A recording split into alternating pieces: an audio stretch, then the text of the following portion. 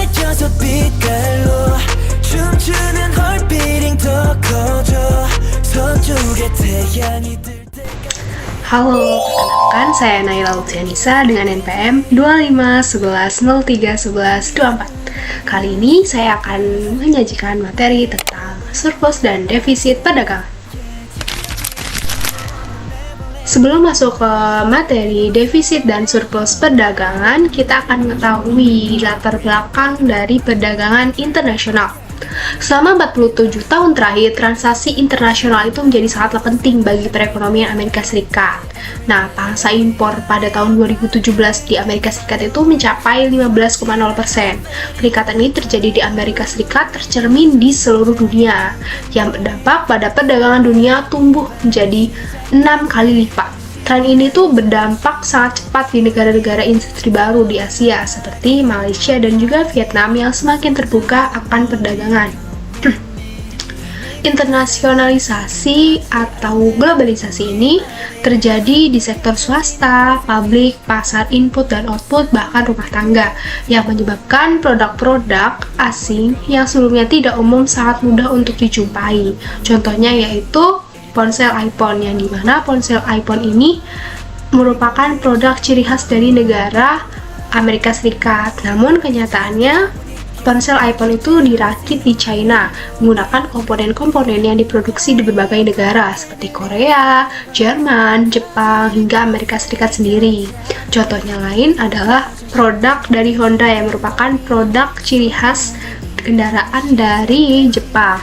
Namun kenyataannya perakit mobil di Honda itu ada 11 pabrik manufaktur di Ohio, Georgia, dan North California.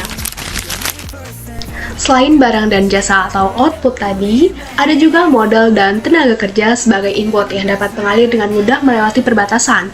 Seperti membeli aset keuangan di luar negeri saat ini sangatlah mudah. Banyak sekali orang Amerika yang memiliki saham asing dan berinvestasi menempatkan uangnya ke pasar saham dan obligasi di negara-negara asing. Nah, ada juga alih daya atau outsourcing yang dimana mengubah sifat pasar tenaga kerja global. Salah satunya contohnya kita sebagai pengguna dari salah satu aplikasi perangkat lunak yang saat ini mudah wajar ketika seorang pelanggan menghubungi layanan call center di Indonesia contohnya. Nah, kemudian layanan call center tersebut dialihkan ke negara lain seperti contohnya Thailand karena saat ini sangat mudah dengan internet tersebut untuk memungkinkan beberapa jenis tenaga kerja berpindah melintasi perbatasan internasional dengan lancar. Selanjutnya kita masuk ke dalam materi surplus dan defisit perdagangan. Bagaimana surplus dan defisit perdagangan didefinisikan? Hingga tahun 1970-an, Amerika Serikat itu lebih banyak mengekspor daripada mengimpor. Kondisi ini disebut dengan surplus perdagangan. Nah, sebaliknya, kondisi di mana impornya itu lebih besar daripada ekspor, maka disebut dengan defisit perdagangan. Contohnya, pada tahun 2017-an, di Amerika itu pangsa impor mencapai 15,0%, itu sangatlah tinggi dan menyebabkan defisit perdagangan besar di Amerika Serikat yang memicu kontroversi dari publik dan politik, di mana produk asing yang lebih murah seperti baja, tekstil, mobil itu menciptakan persaingan untuk produk substitusi yang diproduksi oleh domestik dalam negeri di Amerika Serikat. Nah, kondisi ini para masyarakat meyakini bahwa hal ini akan berdampak pada hilangnya lapangan pekerjaan domestik bagi warga Amerika Serikat sendiri. Nah, reaksi alami terjadi di skolasi pekerjaan terkait perdagangan, yaitu masyarakat menyerukan ke proteksi industri AS, di mana masyarakat ingin penyelenggara pemerintah seperti presiden dan kongres memberlakukan pajak dan pembatasan impor agar produk asing itu menjadi lebih sedikit dan lebih mahal sehingga melindungi lapangan kerja dan produk domestik dari Amerika Serikat. Assalamualaikum warahmatullahi wabarakatuh. Perkenalkan, nama saya Abdullah Faras Salim dengan 3 NPM terakhir 069.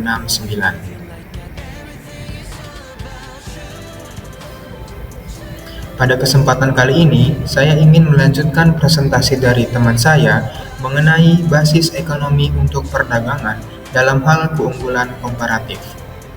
Sebelumnya, teori keunggulan komparatif menurut David Ricardo mengatakan bahwa spesialisasi dan perdagangan bebas akan menguntungkan semua pihak mitra dagang. Bahkan, produsen yang secara absolut pun kurang efisien dalam memproduksi produk mereka. Nah, setelah itu kita harus mengetahui apa itu keunggulan komparatif dan keunggulan absolut. Jadi, suatu negara memiliki keunggulan komparatif dalam produksi jika dapat memiliki biaya oportunitas atau biaya peluang yang lebih rendah terhadap barang-barang lain yang dikorbankan. Sedangkan, suatu negara yang mengalami keunggulan absolut atas negara lain dalam produksi sesuatu jika menggunakan sumber daya yang lebih sedikit.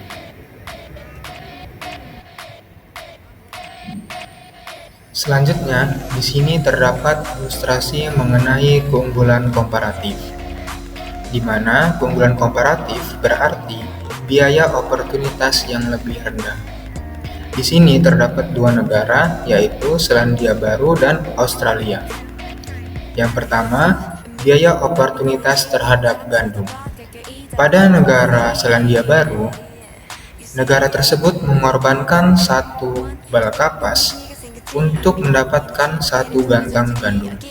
Sedangkan negara Australia mengorbankan 3 bal kapas untuk mendapatkan satu gantang gandum. Yang kedua, biaya oportunitas terhadap kapas. Pada negara Selandia Baru, negara tersebut mengorbankan 3 gantang gandum untuk mendapatkan 3 bal kapas. Sedangkan negara Australia mengorbankan 1 gantang gandum untuk mendapatkan 3 bal kapas. Sehingga kita bisa menyimpulkan bahwa negara Selandia Baru memiliki keunggulan komparatif dalam memproduksi gantang gandum. Sedangkan negara Australia memiliki keunggulan komparatif dalam memproduksi bal kapas. Selanjutnya, tentang spesialisasi dan perdagangan bebas. Yang pertama tentang spesialisasi. Jadi, ketika negara-negara melakukan spesialisasi dalam memproduksi produk mereka dan mereka memiliki suatu keunggulan komparatif, pasti mereka melakukan dua hal. Yang pertama, memaksimalkan output gabungan, dan yang kedua, mengalokasikan sumber daya dengan lebih efisien. Sedangkan dalam perdagangan bebas, pola dan aliran perdagangan diputuskan secara independen oleh dua pihak. Yang pertama, ribuan importir dan eksportir, dan yang kedua, jutaan rumah tangga dan perusahaan swasta. Lalu, selanjutnya ada syarat perdagangan dan kurs atau nilai tukar mata uang. Oke, sebelumnya apa sih syarat perdagangan itu? Jadi, syarat perdagangan adalah rasio di mana suatu negara bisa memperdagangkan suatu produk domestik dengan produk impor. Nah, setelah kita mengetahui syarat perdagangan, kita juga harus mengetahui apa itu kurs atau nilai tukar mata uang. Jadi, intinya, kurs atau nilai tukar mata uang adalah rasio di mana dua mata uang itu bisa diperdagangkan satu sama lain. Lalu, untuk kurs atau nilai tukar itu sendiri bisa menentukan syarat perdagangan, di mana untuk negara manapun ada suatu kisaran kurs yang secara otomatis akan membuat kedua negara itu menyadari keuntungan spesialisasi dan keunggulan komparatif. Dalam kisaran tersebut, kurs akan menentukan negara mana yang paling banyak memperoleh keuntungan dari suatu perdagangan. Jika kurs berada pada kisaran yang tepat, yaitu memfasilitasi aliran barang antar negara, pasar bebas akan mendorong tiap negara untuk mengalihkan sumber daya ke sektor-sektor yang memiliki keunggulan komparatif. Karena hanya produk yang memiliki keunggulan komparatif saja yang bisa bersaing di pasar dunia atau di pasar internasional.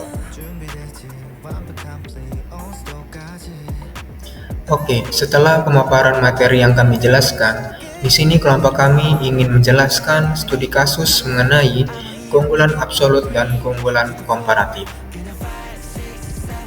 Yang pertama, keunggulan absolut, di mana terdapat dua negara, yaitu Indonesia dan Vietnam, terdapat dua barang, yaitu beras dan kopi, sedangkan kedua negara tersebut memproduksi per hari dengan jumlah tenaga kerja yang sama. Sehingga, bisa kita lihat pada tabel tersebut, negara Indonesia menghasilkan beras sebanyak 100 kg dan kopi sebanyak 40 kg.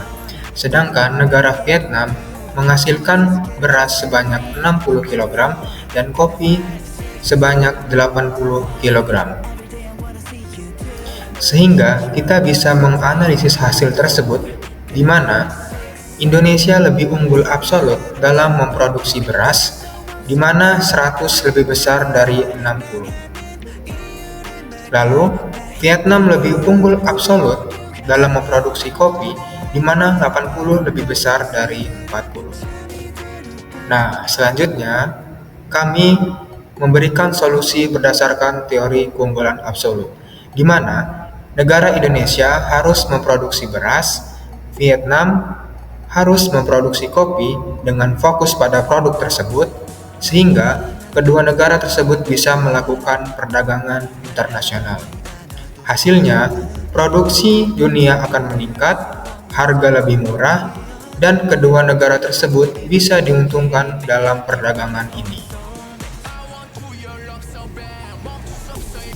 Oke, yang kedua yaitu keunggulan komparatif, di mana terdapat dua negara yaitu Indonesia dan Thailand, terdapat dua barang yaitu tekstil dan elektronik, di mana kedua negara tersebut memproduksi dalam per minggu.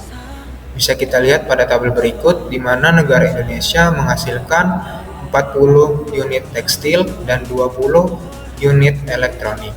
Sedangkan negara Thailand menghasilkan 30 unit tekstil dan 10 unit elektronik. Sehingga kita bisa menghitung biaya peluangnya atau biaya oportunitasnya. Yang pertama untuk Indonesia, untuk satu elektronik yaitu 40/20 sama dengan 2 tekstil. Dan untuk satu tekstil, di mana 20/40 sama dengan 0,5 elektronik atau setengah elektronik. Sedangkan untuk negara Thailand, untuk satu elektronik, di mana 30/10 yaitu sama dengan 3 tekstil, dan satu tekstil yaitu 10/30 yaitu 0,33 elektronik. Sehingga kita bisa menganalisis hasil tersebut, di mana Indonesia lebih efisien dalam elektronik dan Thailand lebih efisien dalam tekstil. Lalu, solusi berdasarkan teori keunggulan komparatif, di mana Indonesia itu spesialisasi dalam elektronik dan Thailand itu spesialisasi dalam tekstil. Dan hasilnya, output kedua negara tersebut meningkat, konsumsi kedua negara bertambah, dan perdagangan tetap menguntungkan meski Indonesia unggul absolut. Sekian presentasi dari saya lanjutkan kepada rekan saya. Terima kasih. Perkenalkan, nama saya Oktaviani Mesionalita Wissersiagian dengan NPM 2511031126. Selanjutnya, kita akan membahas materi sumber keunggulan komparatif. Ada sebagian besar ekonom melihat bahwa sumber utama keunggulan komparatif adalah kelimpahan faktor produksi. Kelimpahan faktor produksi sendiri merupakan kuantitas dan kualitas tenaga kerja, tanah, serta sumber daya alam dari suatu negara. Teorema Heckscher-Ohlin dibuat oleh dua ekonom Swedia yang ditulis pada abad ke-20, ini memperluas dan mengelaborasikan teori keunggulan komparatif dari Ricardo. Teori ini menjelaskan keberadaan keunggulan komparatif suatu negara berdasarkan kelimpahan faktor produksi negara tersebut, seperti sebuah negara memiliki keunggulan komparatif dalam produksi suatu produk jika negara tersebut relatif berlimpah dengan input yang digunakan serta intensif dalam produksi produk tersebut. Maksudnya seperti apa? Maksudnya itu, jika sebuah negara yang memiliki banyak lahan subur kemungkinan besar memiliki keuntungan di bidang pertanian. Sedangkan jika sebuah negara yang memiliki banyak SDM yang berlimpah, kemungkinan besar memiliki keuntungan di barang-barang yang berteknologi tinggi. Selanjutnya ada penjelasan lain untuk aliran perdagangan yang terlihat. Keunggulan komparatif bukan satu-satunya alasan negara untuk berdagang. Versi sederhana dari teori keunggulan komparatif tidak dapat menjelaskan mengapa banyak negara mengimpor dan mengekspor yang sama. Sama seperti industri dalam suatu negara yang mendiferensiasikan produknya untuk merebut pasar domestik, mereka juga mendiferensiasikan produknya untuk menyesuaikan beberapa macam selera yang ada di seluruh dunia. Contohnya, suatu industri Jepang yang memproduksi mobil kecil yang lebih hemat BBM. Mobil ini sebelum pembuatan Amerika Serikat melakukannya. Setelah itu, mereka mengembangkan keahlian dalam menciptakan produk yang menarik pengikut setia dan loyalitas merek terkenal. Diferensiasi produk tidak hanya respon alami terhadap beragam preferensi dalam suatu perekonomian, tetapi juga merupakan respons alami terhadap beragam preferensi dalam suatu perekonomian. Karya penelitian awal di bidang ini dicetuskan oleh Paul Krugman, yaitu teori perdagangan baru. Teori perdagangan baru juga mengandalkan gagasan keunggulan komparatif. Beberapa ekonom membedakan keuntungan dari keunggulan komparatif yang diperoleh dan keuntungan dari keunggulan komparatif alami. Sekian materi dari saya serahkan ke rekan saya.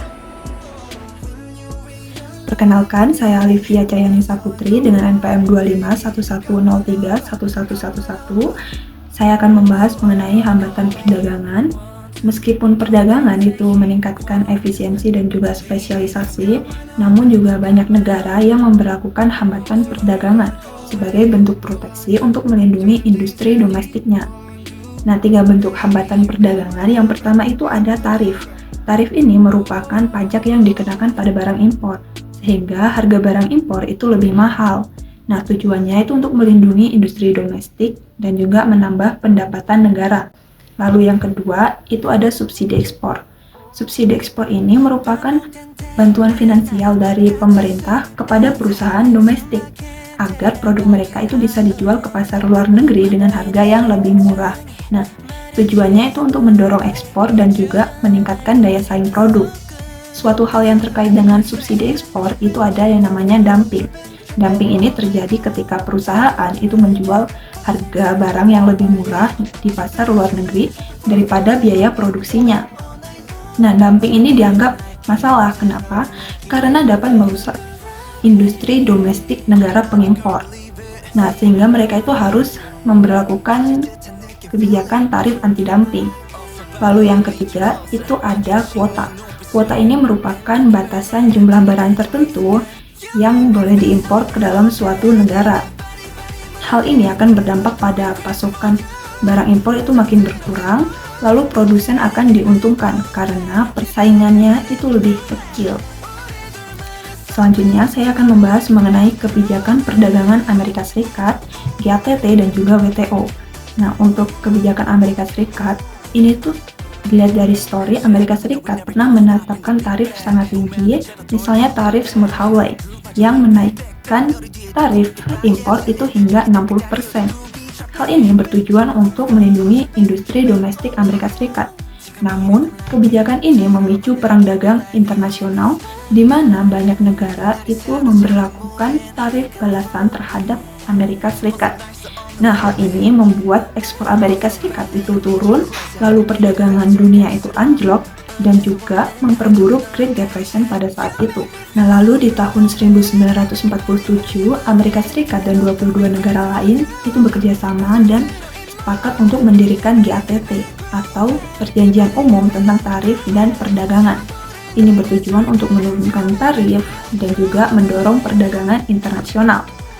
Nah, selama berjalan, GATT ini juga mengadakan beberapa putaran perundingan, salah satunya putaran Uruguay, yang dari putaran tersebut akhirnya melahirkan WTO, Organisasi Perdagangan Dunia. Nah, WTO ini menggantikan GATT sebagai organisasi yang lebih kuat, lalu memiliki penyelesaian sengketa yang lebih kuat juga, dan juga memfasilitasi negosiasi.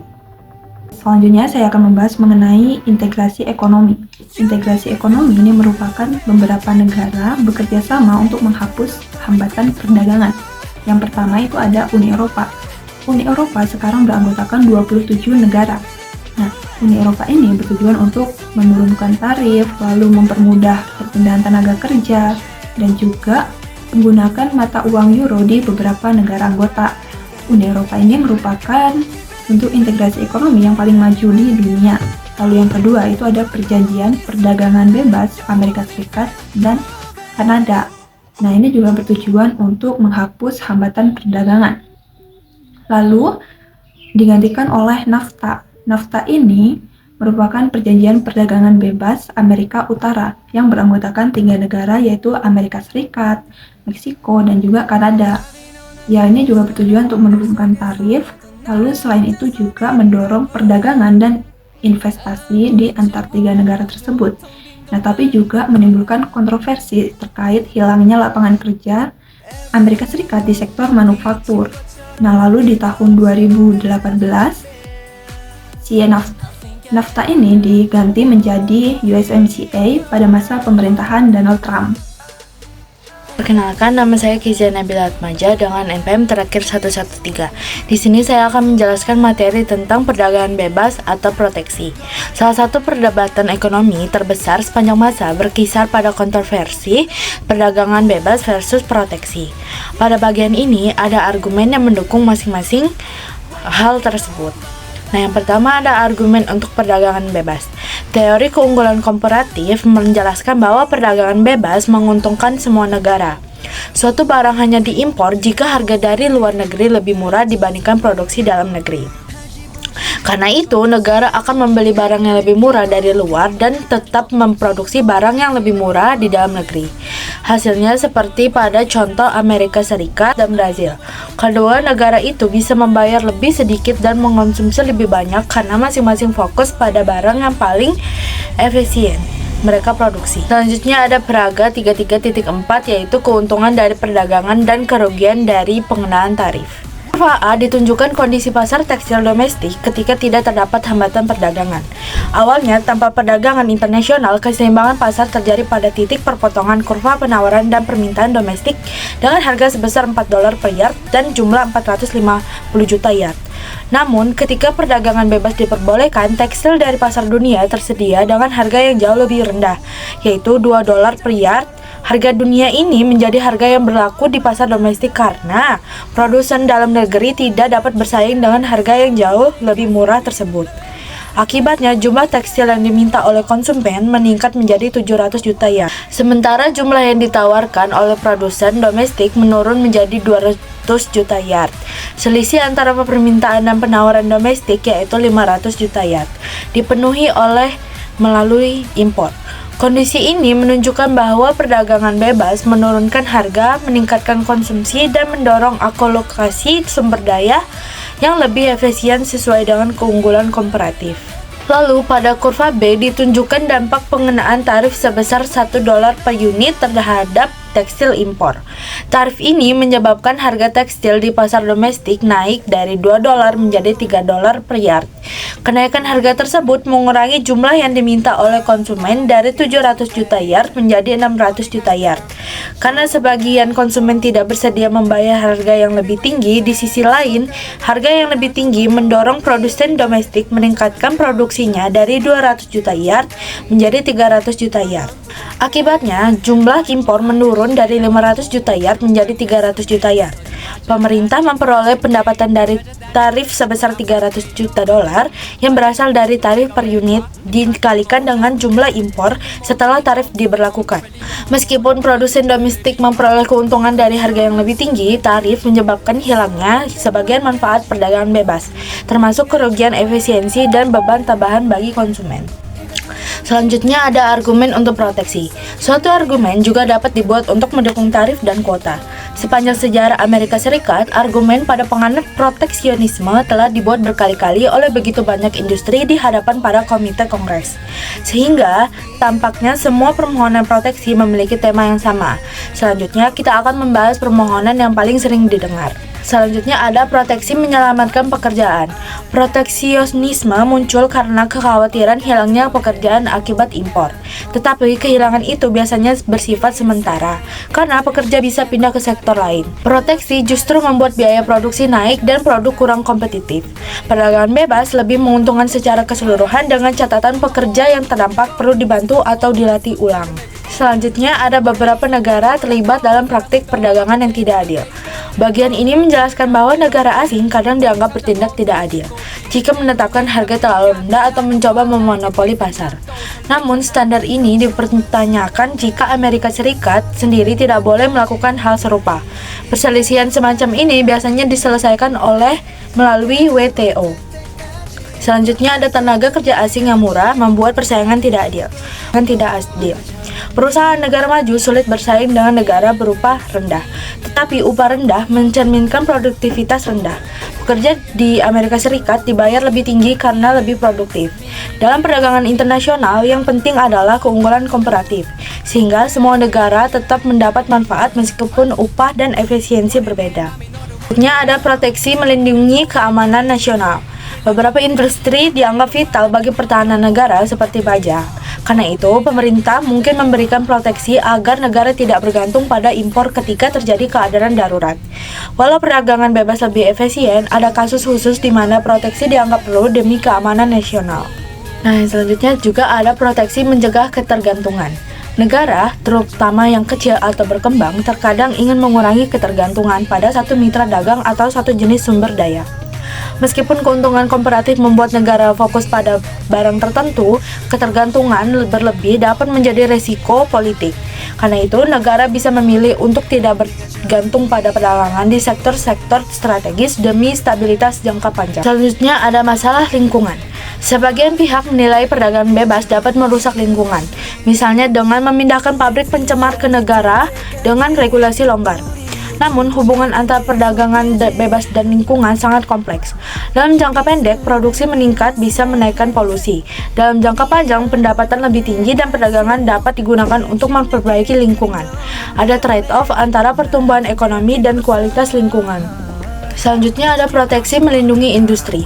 Amerika Serikat pernah memasang tarif tinggi untuk layar laptop Jepang agar melindungi industri layar dalam negerinya.